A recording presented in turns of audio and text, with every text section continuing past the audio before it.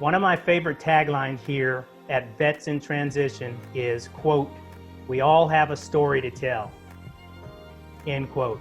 Our next guest, Lisa Taylor from the Library of Congress Veterans History Project, is here to share more about this initiative.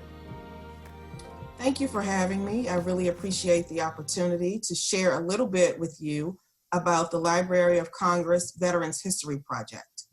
The Veterans History Project is now in its 20th year, and our mission is to collect, preserve, and make accessible the war stories of America's veterans.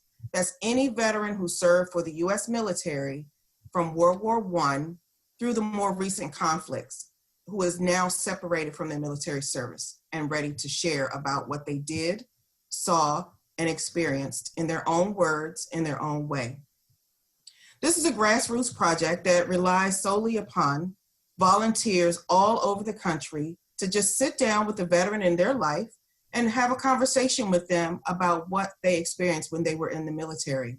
Those conversations are taking place every day in a kitchen, in a living room, at a dining room table, in a neighborhood library, in an office, wherever there's a quiet indoor space and a willing veteran and a willing volunteer who has a recording device. It's that easy to do.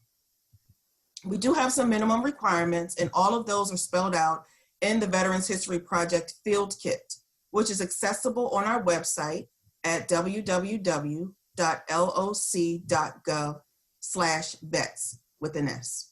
So I just really want to stress the invitation to each one of you who is on this call today. If you have served in the military, please get with Rodney after this call today, if you have not already shared your story, and make an appointment for him to interview you.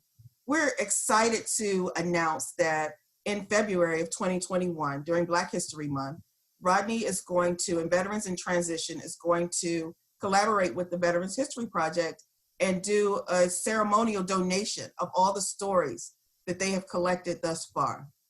I would love to be able to see each one of your collections among those that they donate in February. So please get with them after this call to make arrangements to have that done.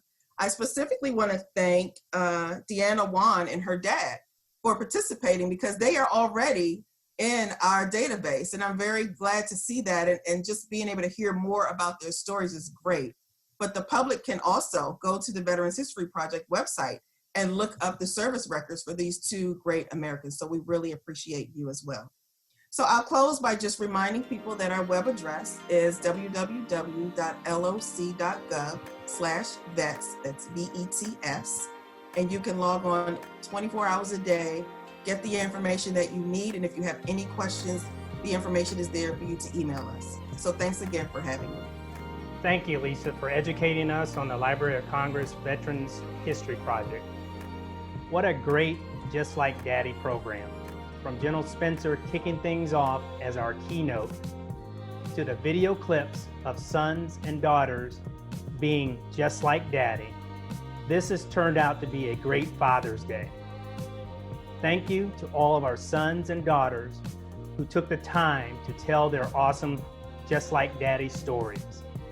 Thank you to the fathers and grandfathers who set the examples and led the lives that led the children to choose to be just like Daddy.